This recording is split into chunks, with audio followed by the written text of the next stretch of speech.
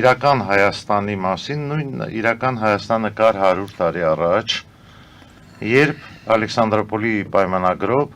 առանձնացան եւ ստեղծվեց այս ռեզերվացիան։ Թուրքերը ստորագրեցին 8 պայմանագիր, խաղաղության պայմանագիր, եւ 8 խաղաղության պայմանագրից հետո նորից դիրքեր զիջելով ապրեցին։ Այսինքն ներկայիս իշխանությունները, երբ խոսում են իրական Հայաստանի մասին, ամենայն հարգանքով վերաբերվելով այդ իրական Հայաստանին, որ նրանք նշում են, մենք նայում ենք մեր պատմությանը եւ տեսնում ենք դա ոչ մի արդյունքի չի բերել։ Այսինքն ես ուզում եմ ասել, որ ներկայումս զիջելով թուրքերի մոտ այսպիսի հասկացություն կա, եթե նույնիսկ նրանք լավ իմանում են թուրքերը, գուցե խորհրդականները եւ գուցե իրենք, թուրքերի համար խաղաղություն բառ, թուրքերը խաղաղություն բառ չունեն, ունեն բարիշել բառը։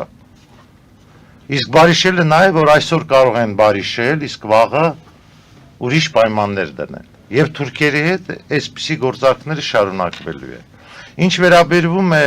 իրական Հայաստան, այսօր մենք չենք կարող ասել իրական Ֆրանսիա, իրական Միացյալ Նահանգներ, իրական Ռուսաստան։ Նման հասկացությունը աբսուրդ է։ Եվ փիլիսոփայության հարցի տեսակետից, եւ իրավունքի տեսակետից, որովհետեւ պետություն, պետականություն հասկացությունները ստեղծվում են մի անգամ, ճանաչում են մի անգամ։ Իսկ նրանց ռեալ, ոչ ռեալ պետականությունները, միջազգային իրավունքի սուբյեկտները ժամանակի ընթացքում փոխվում են։ Այսինքն այսօրվա ռեալ Հայաստանը, իրական Հայաստանը, որ այդ գաղափարախոսությամբ ապրելով շարունակում ենք, դրանով մենք չգիտենք վաղ այդ իրական Հայաստանը որն է լինելու։ Այդպիսի հասկացություն ոչ փիլիսոփայության մեջ, ոչ քաղաքակրթության պատմության մեջ, դա նոնսենս է։ Այսինքն պարզվում է մենք ունենք մի պետության ղեկավար, առաջնորդ, որը փիլիսոփայության մեջ նոու-հաու է իրականացնում։ Պետականության մասին նոր Հայաստան, նոր Միացյալ Նահանգներ, նոր Անգլիա, այդպիսի հասկացություն չկա։ Այդ հարցերը իրական Հայաստանից գալիս է Ալեքսանդրոպոլի պայմանագրից հետո։ Ռեզերվացիան, որ ստեղծվել է, մինչև այսօր հայկական ռեզերվացիան մնում է, այսինքն ցեղասպանությունից հետո ոչ միայն հայ ժողովուրդը, այլ բնիկ ժողովուրդների, ավտոխտոն ժողովուրդների ցեղասպանված ունեցվածքով ստեղծվել է այդ խախտված իրավունքը, ստեղծվել է 3 չխախտված, 3 խախտված իրավունքներ, որոնք դրանք պետքա մինչև չվերականգնվի, չլուծվի, դա հանրապետական Թուրքիան է, Հայաստանն է ռեզերվացիա տարբեր ադմինիստրացիաներով, ինչպիսին Հայաստանի Հանրապետությունն է, ինչպիսին Արևմտյան Կասպիայի բոլոր ադմինիստրացիաներն են։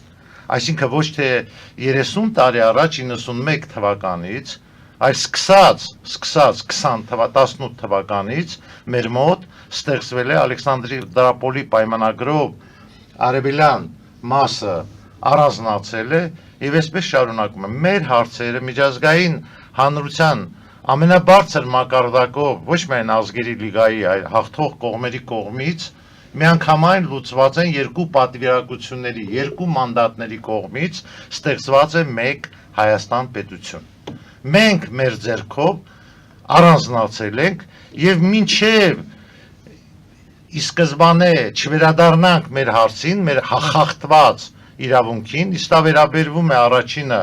մեր խախտված ապրելու իրավունքը միջազգային իրավունքով եւ մեր խախտված պետականության դիրություն չանելու հարցը։ Մինչեւ չվերադառնանք, ոչ մի հարց չի լուծվելու։ Կոմունիստների ժամանակ լուծվեց մի ուրիշ ձևով, միայն այդպես պրոգրես կար, երբ ստեղծեցինք սիլիկոնային հովիտը։ Այն ժամանակ էլ Տրոսկուն եւ մյուս բոլշևիկներին պատժեցին,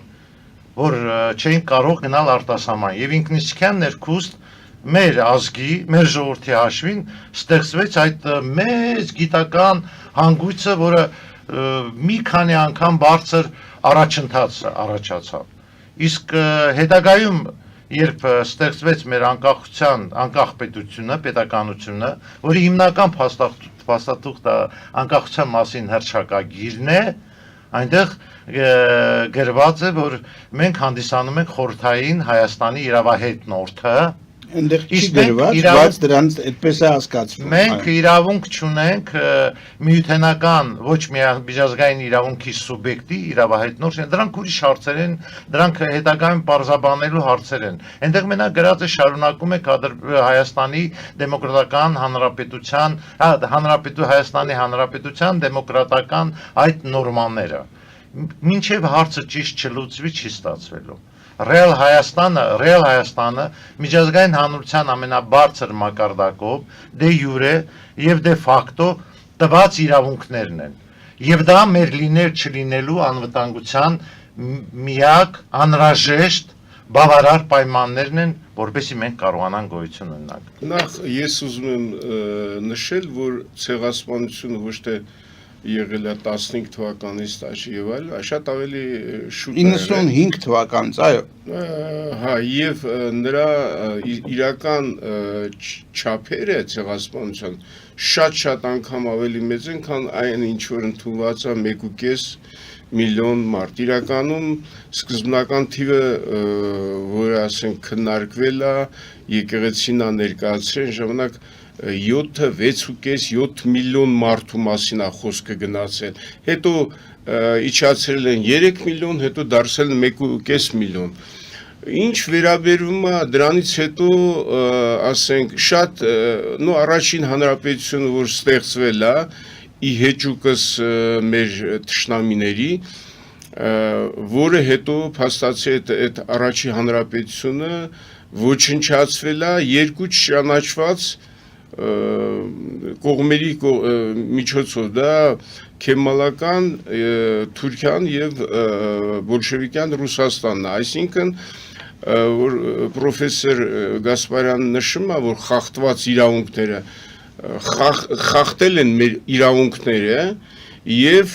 ոչնչացրել են, ասենք, այդ առաջի հանրապետությունը, որի տարածքը, եթե չեմ սխալում, եղել է 74,000 քառակուսի կիլոմետր տարածք եւ Սևծով Օլթի մոտ դուրս է եկել փոքր ափով, կարծեմ 5 կիլոմետր ափ ունեցել։ Հիմի դրանից հետո ցեղասպանությունը շարունակվել է արդեն խորհրդայնացումից հետո, օրինակ մասնարարպես այդ թոհուբոյի ժամանակ Հայաստանը ոչնչացվել է 400,000 մարդ այդ ռուս-թուրքական ագրեսիայի պատճառով, սովից սպանություններ եւ այլ այդ գաղթականներ եւ այլ այդ ռեզերվացիայի մեջ եւ սովետական Հայաստան անվան տակ ստեղծվել է ռեզերվացիան։ Ես ուղղակի ապշած եմ, մտնում եմ, ասենք, համասարան, կոլեգաներիս հետ շփվում եմ, բան, պրոֆեսոր մարդը չի հասկանում, թե ռեզերվացիան ինչ է։ Ես բացատրում եմ, որ ասենք ռեզերվացիան այն տարածքն է, որը չունի կոմունիկացիոն ոչ մի հնարավորություններ, եւ եթե ասենք մենք նայենք սովետական Հայաստանը, ուղիղ մկրատով բոլոր հանգույցները, որ կարող էին հիմք հանդիսանալ արտաքին կոմունիկացիաների, կտրած հանած են։ Նախիջևանն է, դա Ղարսն է, այսօրվա Ղազախն է, հայկական բուն հայկական տարածքները եւ այլն։ Հիմի ստեղծել են երկու ռեզերվացիա, մեկը սովետական Հայաստանը, մեկը Լեռնային Արցախը, որը սկզբից սահման ունեցել, բայց այդ անջատել են, ստեղծել են Կարմիր Քրդստան, այսինքն բոլորը սպանություններով առաջի քարտուղ ով ընդդիմացել է, դա Վանն է եղել, Խանջյանն է եղել, թե Միասնիկյանն է եղել, ուղղակի ոչնչացրել են։ Այսինքն մենք տեսել ենք անընդհատ հայկական իրավունքների խախտումներ եւ դրա հիման վրա ստեղծվել է բացարձակ արեստացին պետություն, այսպես կոչված Ադրբեջան, որը Ադրբեջան հանրապետությունը դառը միայն 1936 թվականին։ Այդ պետությունը որևէ իրավական հիմք չունի, ասենք մենք եթե հարց բարձրացնենք, կարանք հանգիստ պահանջենք ամեն օրինականության, որ չճանաչվի այդ պետության գոյությունը։ Դա լրիվ արեստացին ստեղծված է սիոնիստների կողմից, 1920 թիվ օրինական որոշումներ ընդունել են Եվրոմիությունն էլ եւ այլ, բայց տեսեք Ամերիկայի Միացյալ Նահանգները չի ճանաչում մինչև այժմ Թուրքիայի արևելյան սահմանները եւ ասենք ես չեմ ուզում խորանամ այդ բանը, ես ուզում ասեմ, որ մեր իրանունքները խախտված են եւ գալիս է բանը ռեզերվացիայի ադմինիստրացիայի նոր ղեկավարը, որը ես համարում եմ չի ընտրված հայ ժողովրդի կողմից, որովհետեւ խոսքը գնում է 75% ազգաբնակչության չմասնակցելու այդ ընտրությունների մասին, թե ինչ տեխնոլոգիաներով բաներ են արել, բերել են այս աղանդը, սա ես համարում եմ նոր տիպի աղանդ։ Շատ լավ